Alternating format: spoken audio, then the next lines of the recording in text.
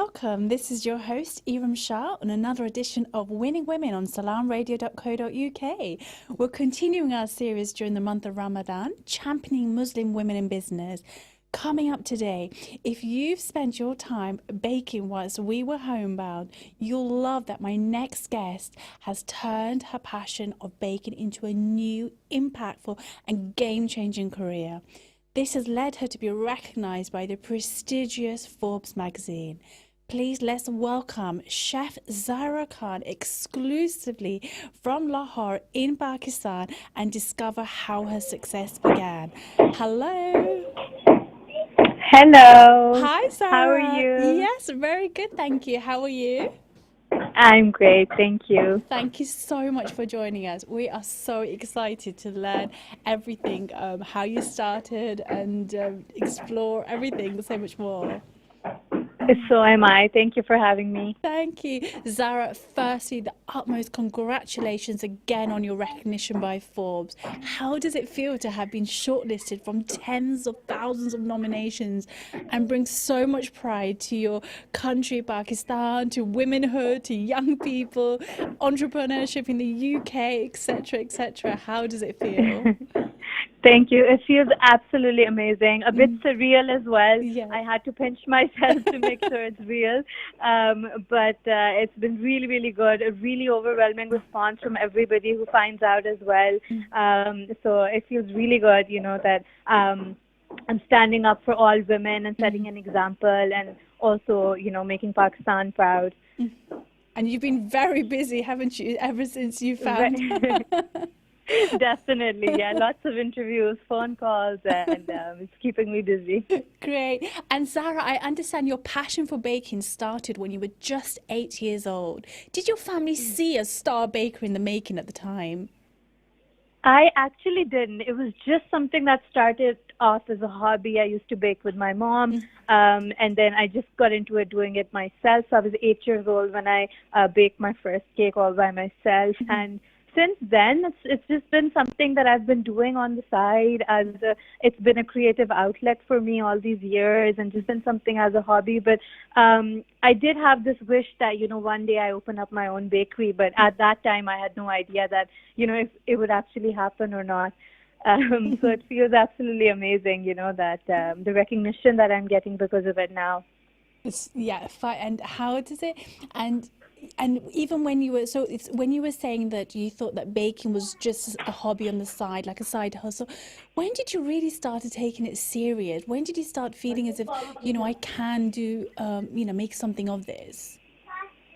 Yeah, so I was studying to become a doctor, and I was studying pre-medical in Canada. So it was after I graduated, in fact, after I did my bachelor's, that I realized, I don't want to go into med school and study for another 7 years, to become a doctor. So that was the time that I realized, I should start thinking of this hobby more so as a career now. And it took a lot of convincing my parents because they were set on me becoming a doctor. So I had to convince them to let me go to culinary school and actually pursue this passion because this is something that I could see myself doing for the rest of my life. So that's when I actually moved to the UK to I got admission into this culinary school that was owned by Gordon Ramsay, and it was also UK's oldest cookery school. So it was actually a great experience. It was a year-long course, and that whole experience of moving to the UK from Canada and then just full-on learning all this culinary skills from basic level to up to like it was a level 4 diploma, so it was like a French cookery diploma. So just learning all the sort of fine dining dishes and everything. So that really gave me the confidence to open up my own business.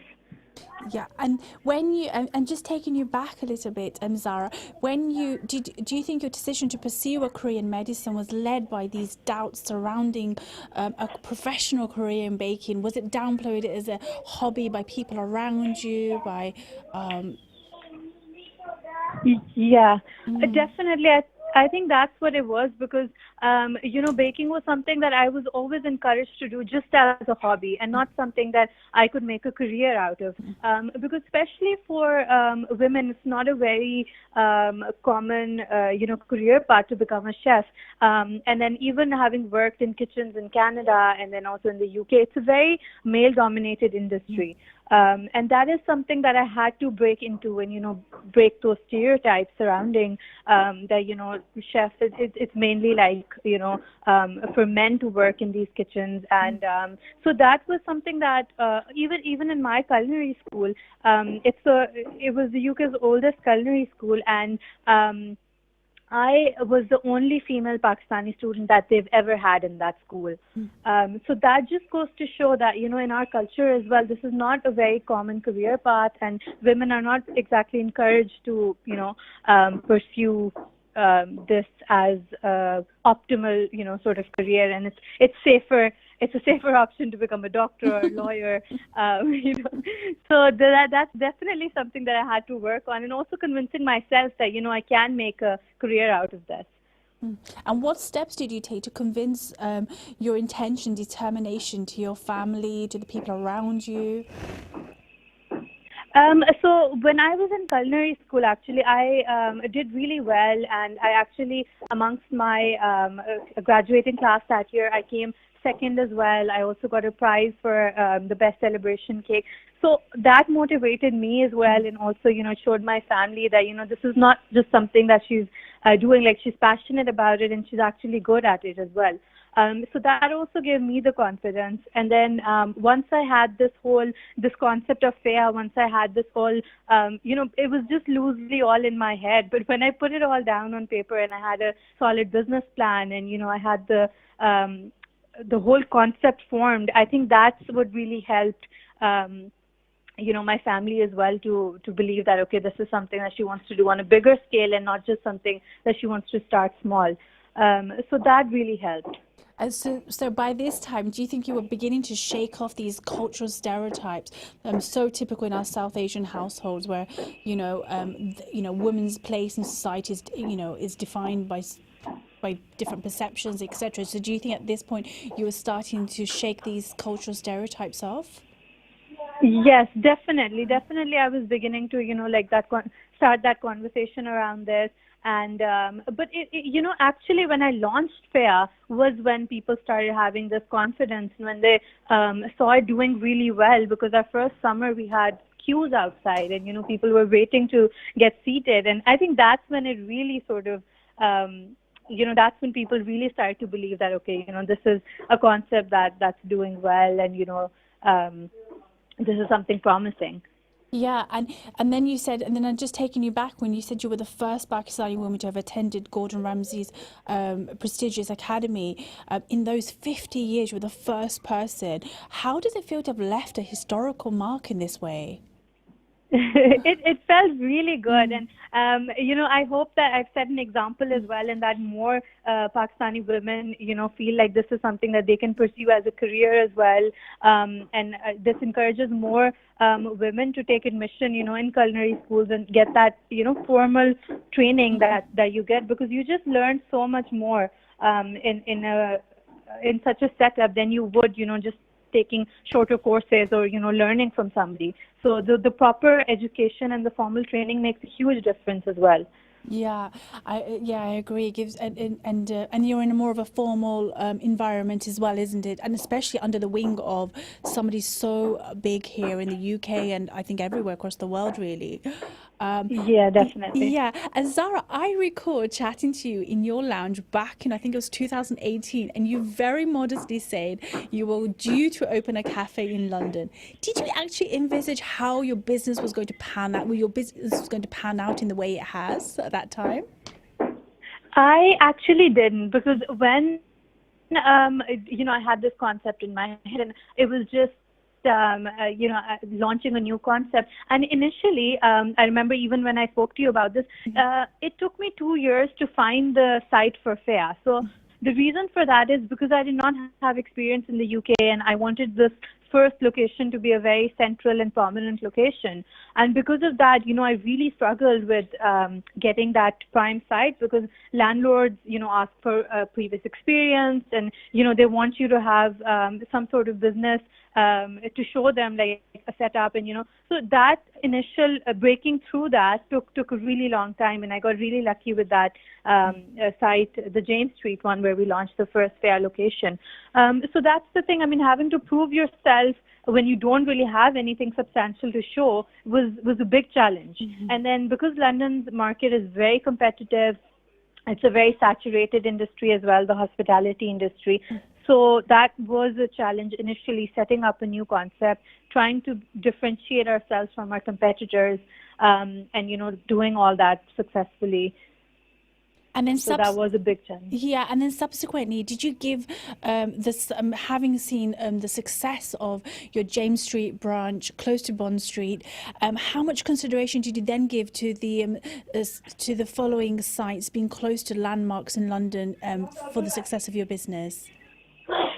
Yeah, I mean, this is something that I always wanted my first concept to be launched in a very prominent location, because that always helps with the image of your brand. It helps, more people, especially traveling in London. If you're in a location where it's a very central, prominent location, then, even tourists and people who are visiting London would happen to pass by. And that was very important, because I wanted to create a brand that was internationally recognized as well. And, it was something for everybody. And it was more of a destination that when people come to London, they have to go to fair. So that's why it was important. Yeah, in fact, I do the same, just coming from the Midlands to London. So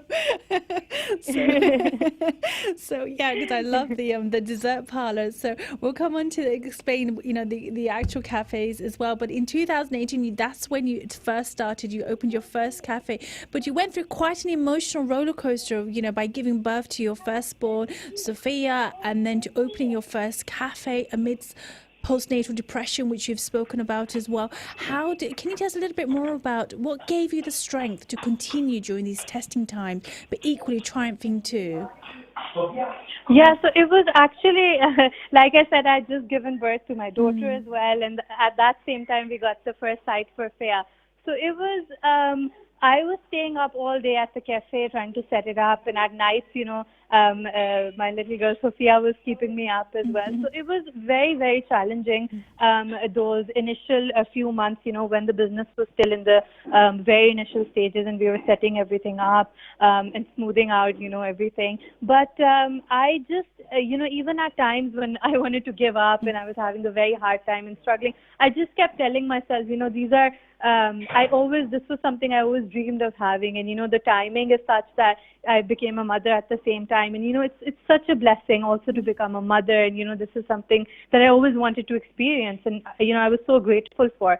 And I just, kept going and moving forward. And, I told myself this would all be worth it. And Afia is actually named after my daughter, Sophia. Yes. So I kept telling myself, I'm doing this for her, and this will all be worth it in the end. So that's what kept me going. She actually kept me going.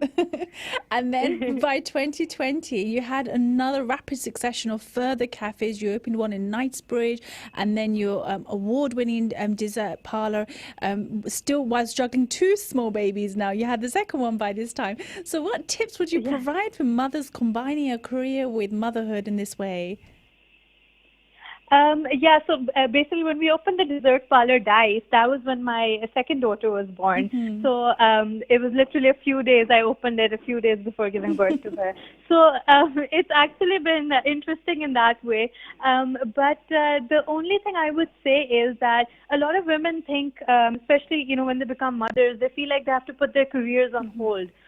Because obviously being a mother is a full-time job, and you have to sort of give that time to your child, especially when they're a baby. But, in my example, I had to do both at the same time. And that meant, Sophia had to go with us to all the meetings, and even, when Freya was just a construction site and it was being built. So I just, took her along everywhere I went. And it was actually manageable that way because I'd rather have her close to me than, leave her at home with a nanny or, put her in a nursery. So that actually worked out well for me, just having her there. And it helps with the mom guilt as well when you're actually with them. Yeah, So I absolutely. was like, so I was lucky in that aspect that I was able to manage both, and I had a good support system in terms of my family as well. My husband was really supportive throughout, supporting both my dreams of becoming a mother and of opening up my cafe. So it really, really makes a huge difference if you have a good support system. And I would just like to say that women do not need to put their careers on hold when they become mothers, because you can definitely manage both. Yeah, because definitely that really holds people back, doesn't it, women? And then as you were progressing, what elements in your success do you think drove the company's expansion in a relatively short period of time to different locations, and then to even having an interest in franchise opportunities before it was even formally listed? What would you say? What was the success? What was driving all of this? So I think generally, launching the brand just with, it wasn't just that I was launching a cafe. I was looking at the bigger picture of, a whole brand of how Faya should be, and then just differentiating ourselves, like I said, from our competitors. So having a food offering something that wasn't already there in London's market. Our food was very different. It was very Instagrammable. We were using very pure organic ingredients. We still do. There's no artificial colors or flavoring in our food. And everything is presented in a very artistic way. And that is something that we really focus on, that, the food should be like a piece of art, and it should be something that, people feel good about. And same goes for the interiors for Faya.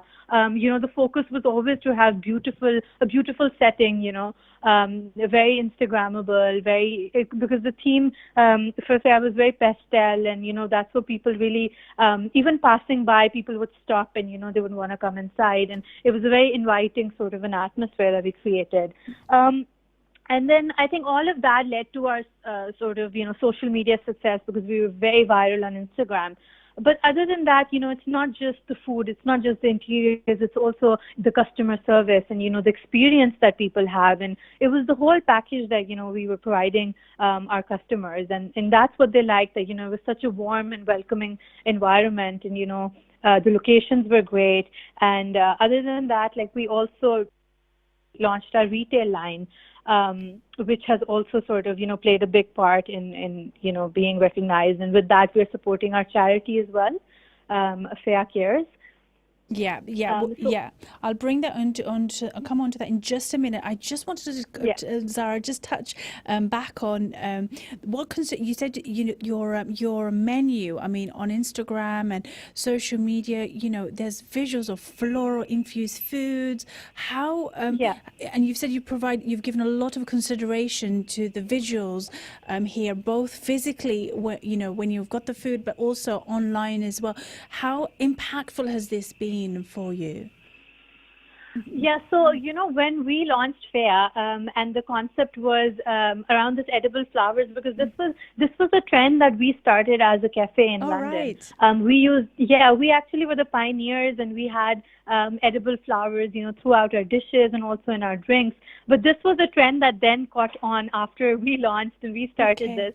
All the other cafes sort of started the use of edible flowers as well. But this is something that we take pride in, because we were the pioneers, and Faya was known for the edible flowers throughout our food and drinks as well. So and did you incorporate any ingredients from your Pakistan heritage in the menus as well? We actually do, because one of the desserts we're very popular for is our saffron milk cake. Okay, and I've had it. Saffron is really widely, it's really widely used in Pakistani cuisine as well, and that's one of our best sellers. And then other than that as well, we've got dishes which are more of like, they have a fusion twist. So I try and not have like the typical dishes on the menu, but also bring in something, the Pakistani flavors in through the dishes. Yeah, and then also, Zara, you mentioned about we talked about the cafe's aesthetics. I mean, they are just an interior masterpiece. You know, from like you said, the pastel colors, white blossom trees, enchanted forests, and the bubble-inspired interiors. And then, like you say, it's the whole experience, isn't it? Of just coming in, being able to snap a few pictures, and and then also enjoy the whole experience of just having some great food. What was the thought process behind setting the scene in this way? So the thought process, like I said, it had to match the food because the dishes were very artistic, and like a lot of effort goes into putting them together. And we wanted to have an interior to match that, and it should be a place where people feel happy about, because the London life is everybody's so busy, and you're just like running around all the time. So this was like a sort of like a safe haven that we wanted to provide, and it was like an escape from your everyday. And that was the concept, behind the interiors as well, that the space should be a very calming sort of an atmosphere, and, you just feel good about it. And it's a place where, women can just come in and relax as well from their busy lives. So tying in with self-care as well. So we wanted to, create that ambience there. Yes, and it's almost a nod to nature as well, isn't it? Different, if you go to one cafe, there's the pastel colors, another one, the forest. Amazing, just beautiful. So if anybody, how can people see these pictures online? Where can they find these? Can you let the listeners know, Zara? Yes, so you can follow us on Instagram. Our handle is @Fea as well as our website, fea.co.uk. And I think Instagram is the best place to find all the latest photos and everything. Yeah. Zara, also in your cafe, you had a mission to employ female staff. Talk us through that. What was what were you hoping to achieve by employing, quite a substantial amount of female staff? Yeah, so at Fair, when I launched initially, because I had just become a young mother myself, and the first few staff that I hired for the cafe were actually young mothers, and they did not have much experience in the industry, but I actually employed them because I wanted to sort of groom them and train them, and give them this employment opportunity, and also to equip them with these skills that they can go on and have their own businesses in the future. And this has always been the reason why I want 80% of our staff is actually female, and I do encourage more females because I actually use it as an opportunity to groom them, and I do want them to go on and have their own businesses, because I want to make them capable enough that they can do that. That's after, so lovely. Working at FEA. Yeah, so that's so lovely. So you're really coming from a point of abundance, helping other people achieve a similar goal. That's really lovely. But your cafes were subjected to the closure during the lockdown we had here in the UK. You actually pivoted your business model in a really interesting way, and created this retail line that you touched upon earlier on. With jams and chocolates, and really giving that sort of in-house experience. But also, you partnered with a charity empowering women. Can you talk us through a little bit more about that? Yeah, so like you said, during the lockdown, our cafes were closed, and almost the entire year, the business was completely, all three of our shops were closed. So we actually took that time, the team and I, we always were working on this retail line, but we just did not have the time to fully, get the ball rolling and actually launch the retail line. So we took this opportunity to fully work on that, and just get, all the products sorted. And interestingly, for the packaging, because this is in line with our charity Fair Cares, so all the products have a unique message, which we are conveying, through the packaging. And we actually hired a group of female illustrators to design the packaging in such a way so that it's motivating and it sends a message across. So, for example, for the teas, our message is self-care. Wow. And then for the jams, it's be yourself. Similarly, for the truffles, we're showcasing diversity. And the hot chocolate, we're saying unity, and, women need to support each other. So with each product, we actually have a message that's going across. For the chocolate bars, it's reach for the stars. And then similarly, what we've done is 10% of the profits from the sale of each product is then going towards our charity of Fair Cares. And through Fair Cares, we're actually helping women and children internationally, just in sort of different dynamics, and wherever we can. For example, in the UK, we work with a charity called Refuge, and they help women who have been a subject of domestic violence. So just to sort of assist them and help them in finding jobs, and equipping them with the necessary skills so that they can go on to open up their own businesses in the future. So we have actually partnered with different charities through Fair Cares, and so we can take this mission forward and help more people internationally. That is amazing. And you've also used uplifting colors, a real message of positivity, solidarity. Amazing. So really, do follow Zaira and check those out.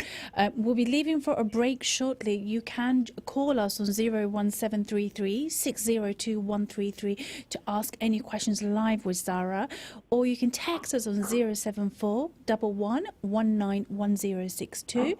Or if you're watching live with us on Facebook or YouTube, do feel free to comment on the video below, and we will pick up your message for Zaira. Zaira will join you in a few minutes for after our comfort break. Everyone, grab your coffees and see you soon. Bye-bye. Stay tuned to Salam Radio after this short ad break. Everyone can now get free rapid COVID-19 tests twice a week. They show your results within 30 minutes. They also show you're doing what you can to protect your loved ones, your friends, your workmates, and that you want to keep life moving again. Around 1 in 3 people who have COVID-19 have no symptoms and are spreading it without knowing. That could be a friend, a relative, a workmate. It could even be you. Rapid tests are easy to get from nhs.uk/get tested. Let's take this next step safely. Looking to improve your living space? Plan your dream home with AB Joinery Kitchens and Bedrooms. We design, manufacture and install your perfect kitchen or bedroom to your personal space and taste, with clever storage utilising every inch. We pride ourselves on our exquisite attention to detail. Let AB Joinery Kitchens and Bedrooms plan your perfectly tailored space, fitted around you. We also offer bespoke services for understairs storage, TV units and feature walls, all designed and manufactured by us. Call us now on 01733 686 767 or visit abjkitchensandbedrooms.co.uk. Open to the trade and public. AB Joinery Kitchens and Bedrooms, Unit 3 Brassey Close, Peterborough, PE1 2AZ. Plan your dream home with us. abjkitchensandbedrooms.co.uk. Mercy Universal UK based international humanitarian organisation है जो इस वक्त मकबूजा कश्मीर के अंदर वहाँ के यतीम, बेवागान और जरूरतमंद अफराद की फलाह बहबूद के लिए मुकामी समाजी तंजीमों से मिलकर काम कर रही है। रमजान के बाबरकत माह में अपने सदकात, ज़कात और फितराना मर्सी यूनिवर्सल को देकर मकबूजा कश्मीर के जरूरतमंद अफराद का साथ दे। Donate online on mercyuniversal.com या हॉटलाइन नंबर 03333 110047 या 01582 731313 पर कॉल करें। mercyuniversal.com। अब खुल गया है देसी रेस्टोरेंट, तो क्यों ना आज ही अपने घर वालों के लिए खाना ऑर्डर करें। हमारे पास fish pakora, chicken pakora, charga steam chicken, lamb और vegetable samosa, biryani, pizza, falooda, jalebi, gulab jamun, samosa chaat, fresh chicken और लेम हांडी, लाहौरी चना और बहुत कुछ। ये सब अब आपको मिले सिर्फ और सिर्फ देसी रेस्टोरेंट में।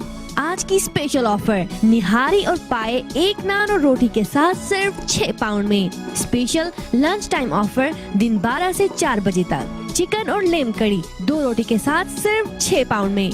मिक्स वेजिटेबल कड़ी और तड़का दाल 2 रोटी के साथ 5 पाउंड में। तो ऑर्डर करें अभी देसी रेस्टोरेंट online.com पर और ऑनलाइन पेमेंट करें बिल्कुल सेफली, और कॉल कर सकते हैं 01733 555795। हमारे पास डिलीवरी भी मौजूद है और 10% डिस्काउंट के साथ आप खुद कलेक्ट भी कर सकते हैं। 298 लिंकन रोड, पीटरब्रो, PE1 2ND। देसी रेस्टोरेंट, आपका अपना पसंदीदा और मयारी खाने, अब पीटरब्रो में।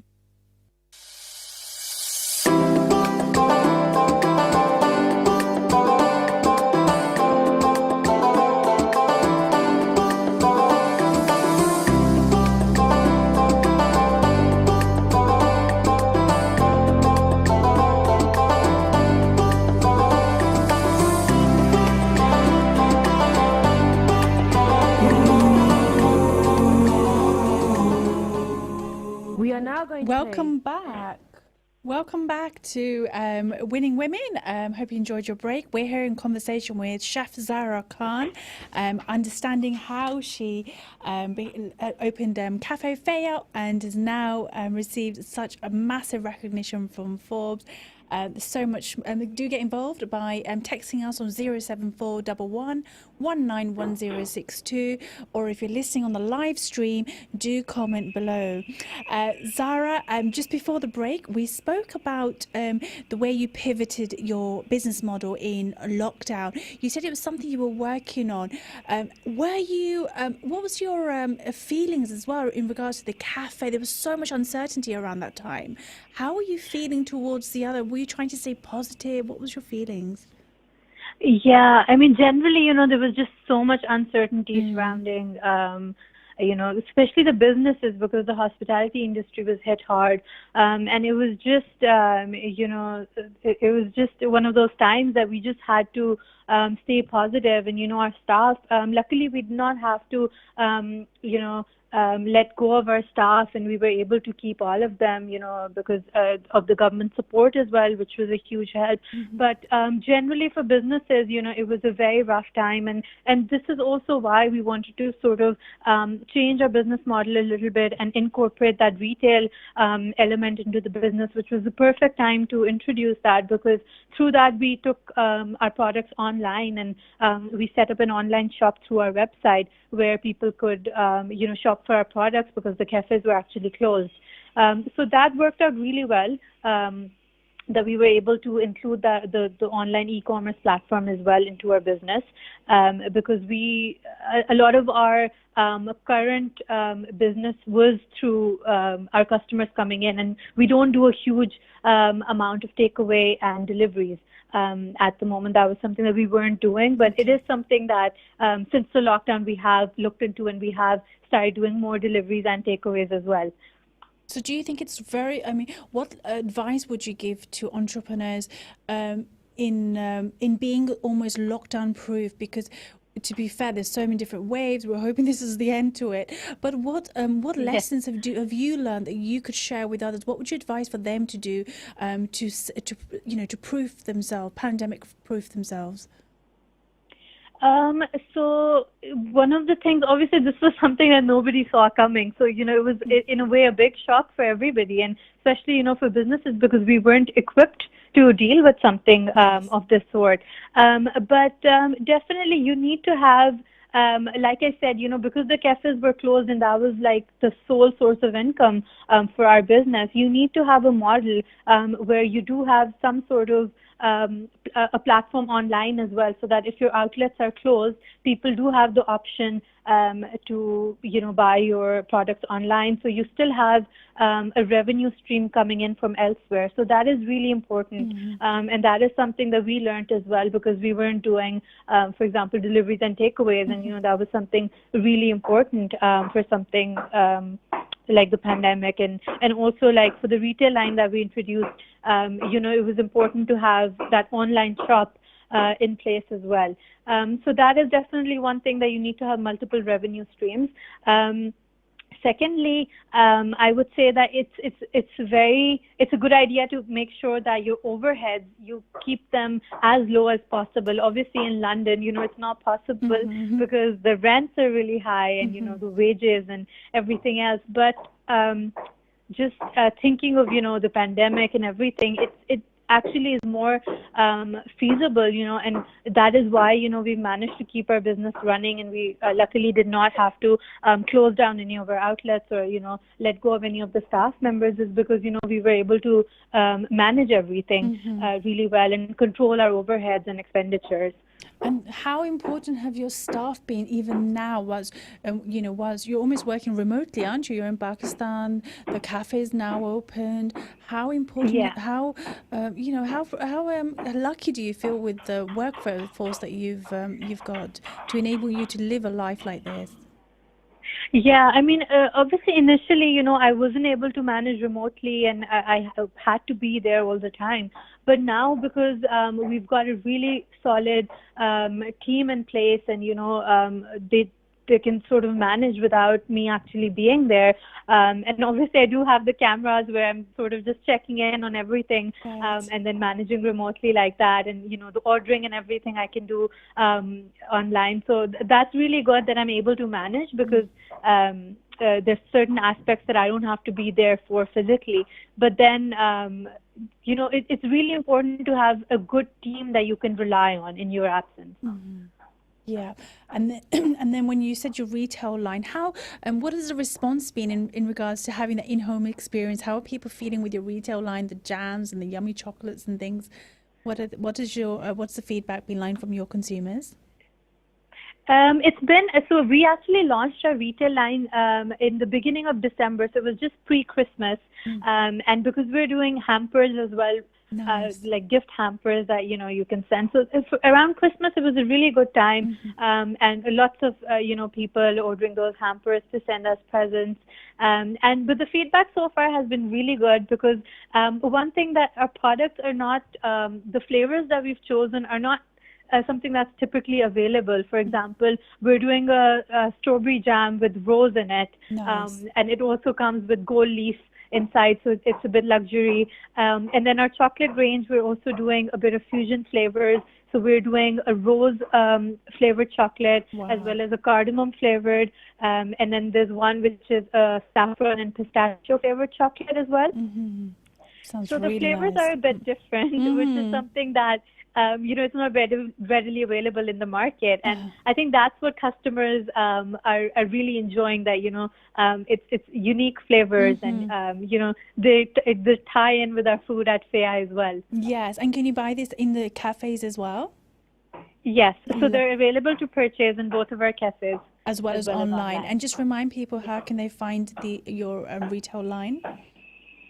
So the retail line, you can just go onto our website, www.fea.co.uk/shop, and as well as to our Instagram page at Fea Cafe. Lovely. And then Zara, when you said that the concepts you had in mind when designing your collection was all to do with empowering women, did you actually experience did you have any negative experiences that motivated you to bridge this gender gap and coach women into entrepreneurship in this way? Not exactly, but this is something that, I've always been working towards, and, having actually grown up in Pakistan as well, and just, just seeing that, living in a society that favors men over women, and how men have more freedom to just, whether it comes to a career choice, whether it comes to even, leaving the house.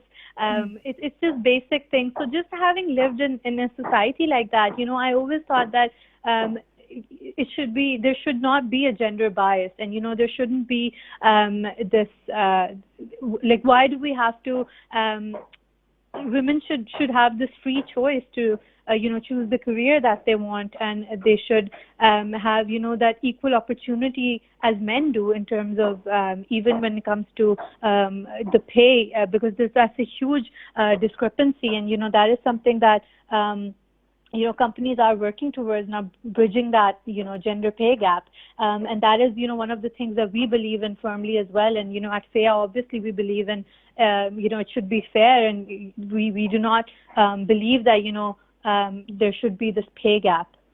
Yeah, but then experiencing all of this and having the passion for baking and want to sort of transition to a professional career, but then also seeing who were your role models in an industry like this, dominated by men and really underrepresented by people in color? Who were your role models? So I follow a lot of female chefs as well. One of them is Giada De Laurentiis, Right. and she's based in LA, and she's got her own restaurants and a catering company, as well as she's got cookbooks. She's a mother as well. So she was definitely one of my role models, and somebody I look up to. Right. Okay. So that's what sort of helped you, inspired you as well. And then, Yeah. what sort of qualities do you think female entrepreneurs need to bear in mind in order to thrive in a world of business? So one of the qualities that any entrepreneur, I think, needs to have is you need to be passionate about whatever you're working towards. So passion definitely fuels, your purpose, and it really helps. Other thing is that you really need to be determined as well. You need to be focused towards a common goal. You cannot sort of be sidetracked, and even if in terms of if you don't have a good response initially, or you must learn from your failures, you must learn from your mistakes, and you should not be disheartened. And what I believe in firmly is that failures and mistakes are they're there to teach you a lesson, and you should learn from them, and you should actually use these mistakes as stepping stones towards success. So you shouldn't be disheartened. Yeah, and they make you more resilient. Yeah. Yes. Exactly. So, yeah, no, I totally agree. But in your 20s, you're so young and you've achieved so much. You're disrupting the restaurant industry. And how does it feel to have that, such mighty title over yourself now with Forbes, and knowing that you've achieved this so early on? It feels really good. It feels amazing, and I'm really proud of myself, for all the accomplishments as well. But like I said, I wouldn't have been able to do all this if it wasn't for, a supportive family, a supportive husband, and, a really good team in place. So it's not just all my efforts, it's sort of everybody who contributed towards this. So how has the winning awards and being award nominated in so many different categories from women in business and your cafe, how has this helped the staff morale then? How has this helped them?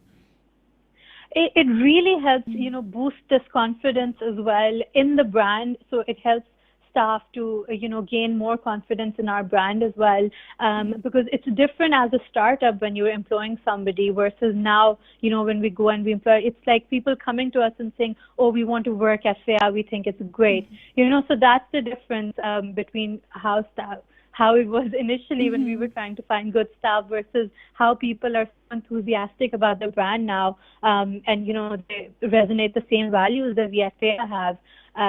So it really helps, boost the image of the brand as well as gain confidence, from the employees. Yes, and does it motivate you to do bigger and better things as well? Definitely it does. So what do you have planned for the future, Zaira? For the future, so we are looking at expanding in the UK. In terms of sites, probably looking at another 2 sites in the UK. Right. And then we're also looking at the international franchises, because we've had such an overwhelming response since we launched. It's I think over 100 franchise requests, and Wow. we have not listed our company formally for franchises yet, but that is something that we will start looking into now, and then just reviewing through those franchise applications, and hopefully, we can take FEA international very soon. That's amazing, Zara. But how? But also, it must be quite a challenge because you're going to get so much, attract so many different types of people, etc. How important is it for them to be in line with your brand?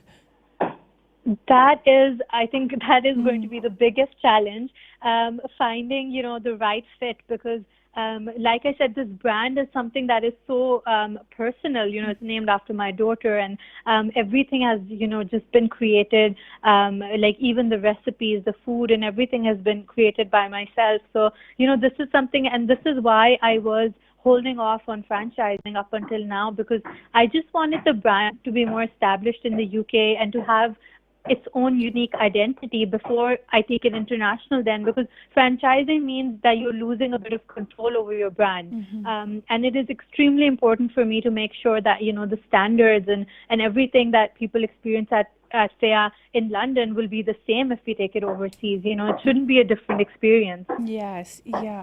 And then you said in the UK you want to expand as well. Are you looking to expand within London or different areas? Yes, right now just within London as well. Not looking to go outside of UK at the minute. Okay, so within London. Within London, yeah.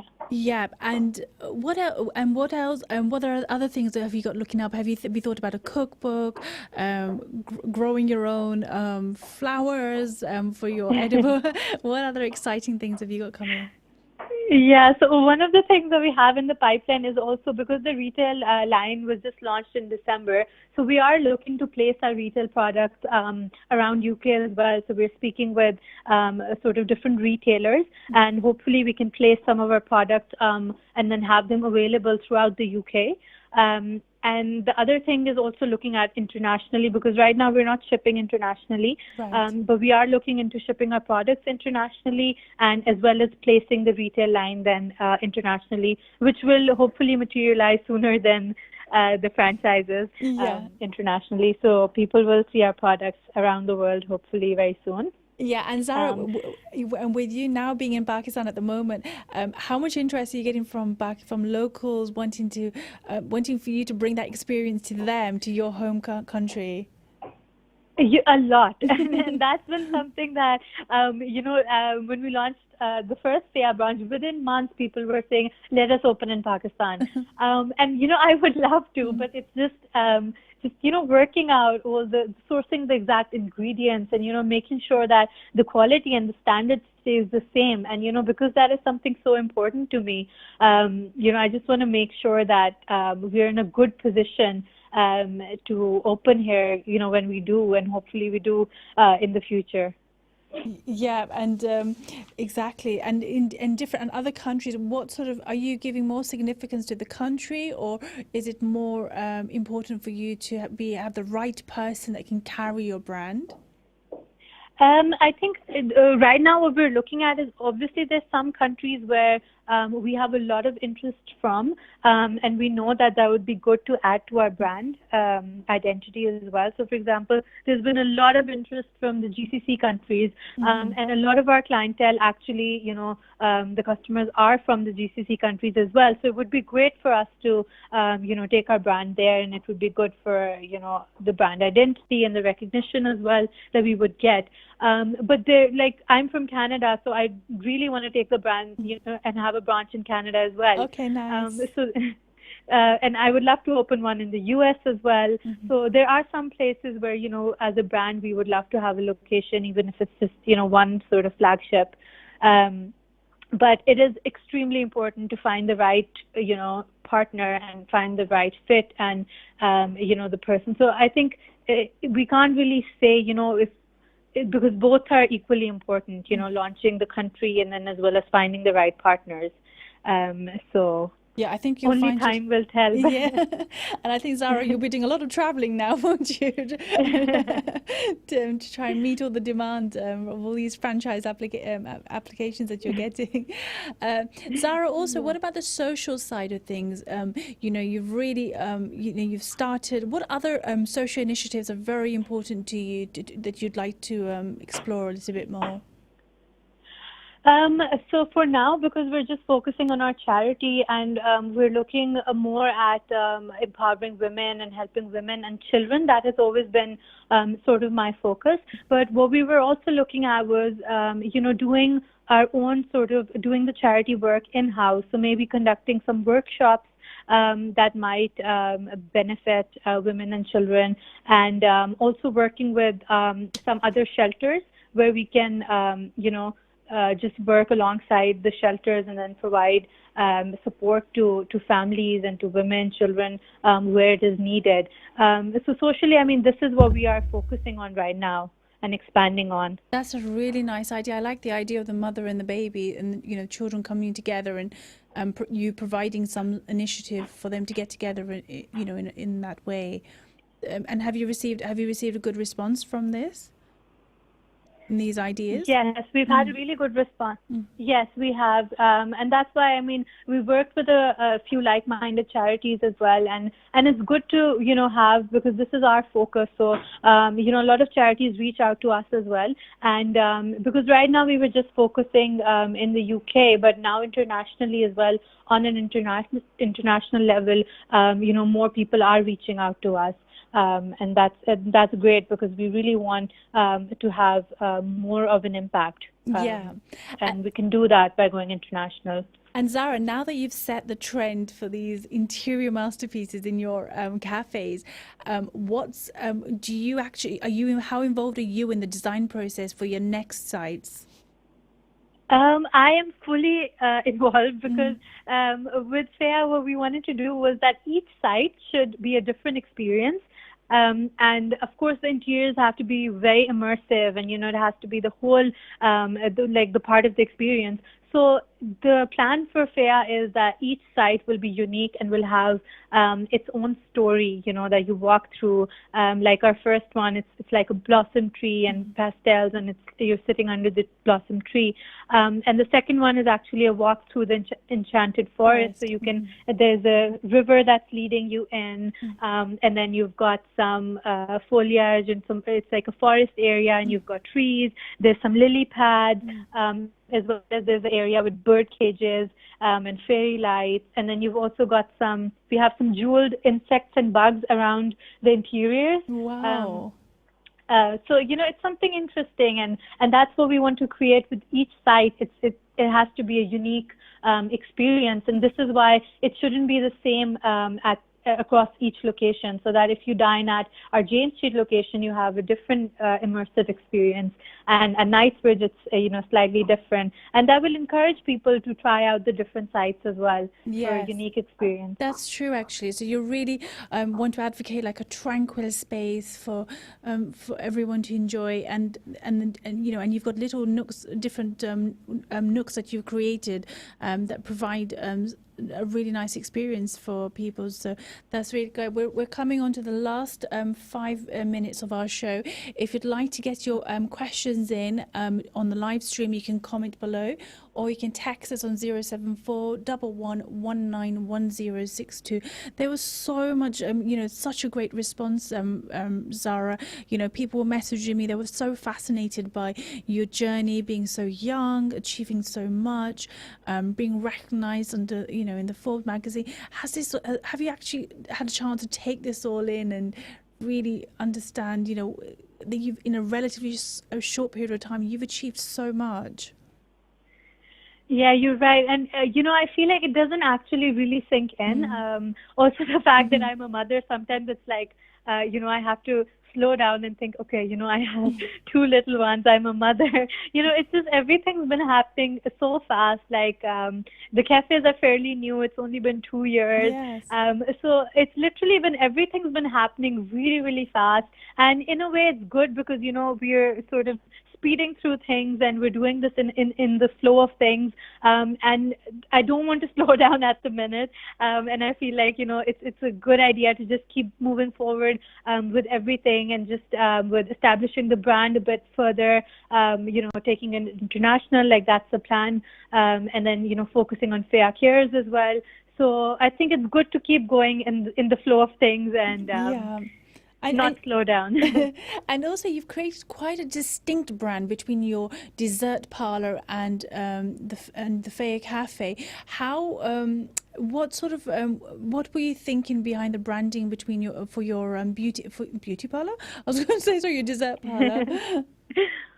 So for Dice, basically Dice is we opened right next to Faya, so we got really lucky getting a site right next door, so it's easy to manage as well. But with Dice, what I wanted to create was something very different to Faya. So because with Faya, it's a bit more elegant and upscale and a bit of a finer dining experience. But with Dice, it's a very casual sort of a feel, and you can actually create your own desserts with Dice. So you can choose a base, for example, a cookie, a brownie, a donut. We also do baklava. And then you can choose your flavor of ice cream to add. And then we have 12 topping options. So in the end, you end up creating a really bespoke dessert that's different for everybody, because it's very customized according to your taste and your preferences. So this is what I wanted to create with Dice, just something that, people have, they play a part in, the menu, and, you are creating the product yourself.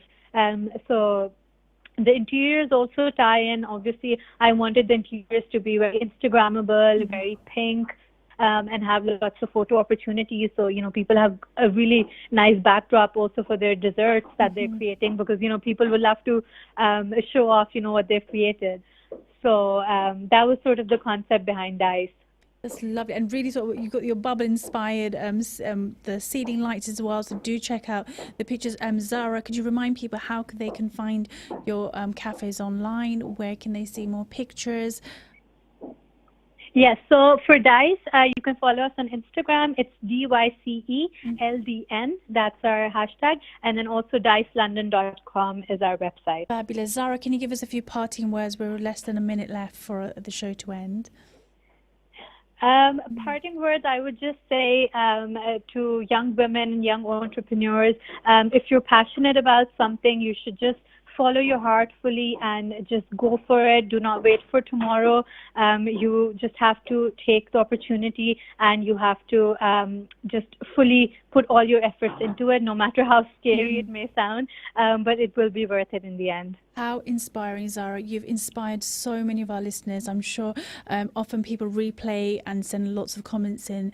It's been an absolute pleasure. I can't wait to meet you in person and really see everything for myself. So thank you so much, Zara. You take care now, okay? Bye-bye. Thank you for listening. Thank Bye-bye. you for having me. Bye. Bye. Stay tuned to Salam Radio.